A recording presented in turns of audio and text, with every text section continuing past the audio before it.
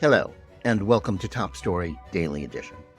I'm JNS Editor-in-Chief Jonathan Tobin. Thanks for joining me for a discussion on the most pressing issues in the Jewish world. Please like, subscribe, and give us good reviews when you listen to the show. Now let's get started. Upon its conclusion, Israeli Prime Minister Benjamin Netanyahu rightly lauded the Israel Defense Forces for its brilliant work during Operation Shield and Arrow.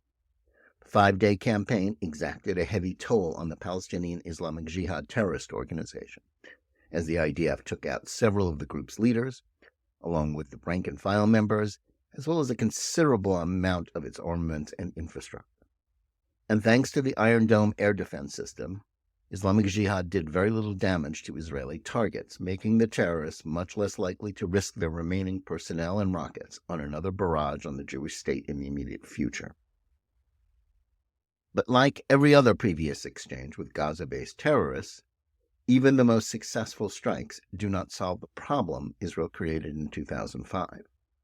Israel is unwilling to pay the price to wipe out the Hamas organization that rules Gaza with an iron fist, while allowing their Islamic Jihad rivals to operate, and continues to terrorize Israeli civilians. This gives the Islamist groups a degree of freedom of action, enabling them to start hostilities time and again, disrupting Israeli life with relative impunity. This raises an important question that is hard for both Israelis and Americans to answer. How do you live with an essentially insoluble problem? The answer for most Israelis is the pragmatic one that Netanyahu and the country's security establishment have settled on, albeit reluctantly. The IDF doesn't have the opportunity to defeat the terrorists in a conventional military manner, in which they would be disarmed and stripped of their ability to inflict future harm on Israelis, let alone fire, as Islamic Jihad did last week, more than 1,000 rockets and missiles at the Jewish state. Only a few got through, including one that scored a direct hit on a building in Rehovot and killed an elderly woman, and another that ironically killed a Palestinian from Gaza who was working in Israel. Still, the Israelis do have the capability to inflict considerable harm on the terrorists, forcing them to rebuild and rearm, and essentially kicking the can down the road. The IDF calls this mowing the grass, an inelegant yet descriptive metaphor for the strategy whose optimal result is to preserve an unsatisfactory status quo, or at least to push the threat off to an indefinite future. Not everyone in the country agrees with it. For example, Finance Minister Bezalel Smotrich reacted to the end of the latest fighting by saying that it was inevitable that Israel would be forced to undertake a major ground operation in Gaza to get to the root of the problem and dismantle and disarm the terrorist infrastructure. That's logical, though few other Israelis seem to have any appetite for such a fight. In 2005, Prime Minister Ariel Sharon withdrew every Israeli settler and soldier from the Strip in the hope that this gesture would lead to the Palestinians creating a model for peace and development. Sharon assured skeptics that the Palestinians, if they used their control Gaza to begin firing into Israel, the IDF would be able to easily deal with the situation and even reverse the withdrawal. But that's not what happened. Gaza became an independent terrorist state in all but name, and it became apparent almost immediately that the cost of going into Gaza to end the terrorist threat, in terms of Israeli and Palestinian casualties, and equally international support, would be too high for any Israeli government to pay. And so was born a problem to which there is no answer. For the past 17 years, much like Smotrich, many Israelis have said that the current situation cannot go on. And yet it does. In this way, dealing with the terrorists in Gaza has become very much like the conundrum in Judea and Samaria, where much of the world believes that the Palestinians should be allowed to set up yet another independent state, either with or without Gaza. In the 56 years since Israel unified Jerusalem and took control of Judea and Samaria, pundits and foreign policy experts have been saying that the status quo cannot go on for much longer. Yet it has.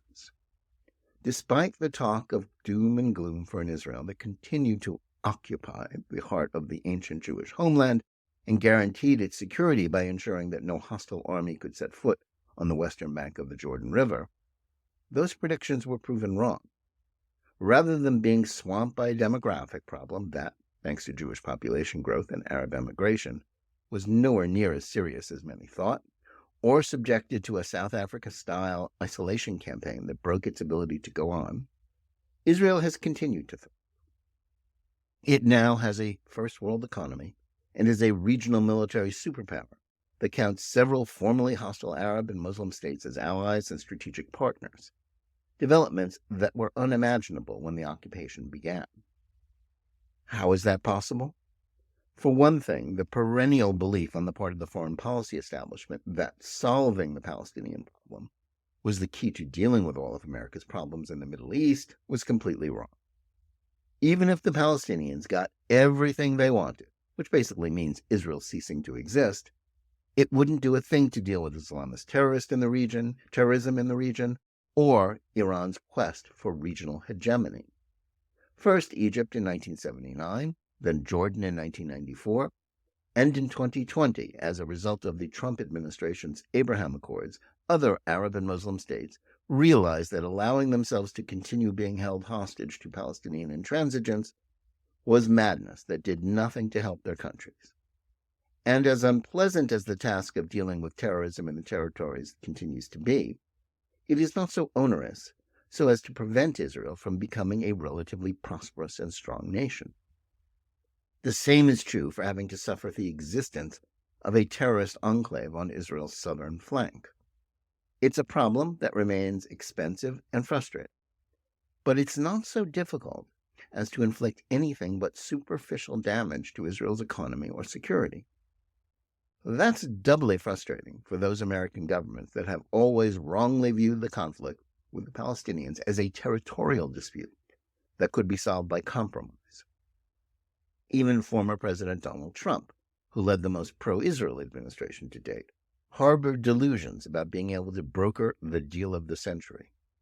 But that was no more true for the former real estate mogul than it was for Jimmy Carter and Bill Clinton, George W. Bush, or Barack Obama. They all failed because the conflict is not about real estate, or the result of misunderstandings to be overcome with reason and compromise.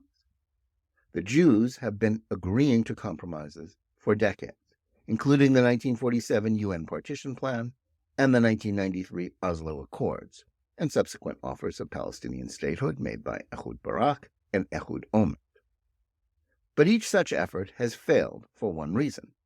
The century-old Palestinian war on Zionism is a zero-sum game. The Palestinian goal isn't a state alongside Israel of one size or another. It's the destruction of Israel, period. Once that becomes clear, then learning to live with the anomalous situations in Judea and Samaria and Gaza isn't that hard to understand. In a war in which one side cannot be appeased by anything short of their opponent's complete destruction, compromise is impossible. Just as important, total war solutions employed to end conflicts in other parts of the world are not available to Israel. The Jewish state has no appetite for unleashing mass devastation on the other side's population, and wouldn't be permitted by its allies in international opinion to do so.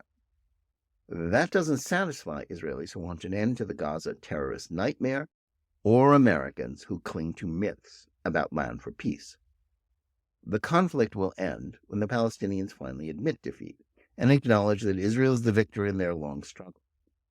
Since Israel can't do what is necessary to convince them of the futility of the struggle, to erase the history of the last century, for the foreseeable future, maintaining the status quo is the best anyone can hope.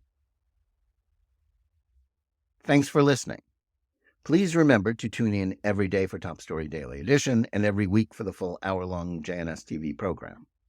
Whether you're listening to us on Apple, Google Play, Spotify, or any of the other podcast platforms, or on the JNS YouTube channel, please like and or subscribe to Top Story, click on the bell for notifications, and give us good reviews. Please write to us at editor@jns.org and let us know where you listen or watch the show and what you think about it. And remember, keep reading and thinking for yourself.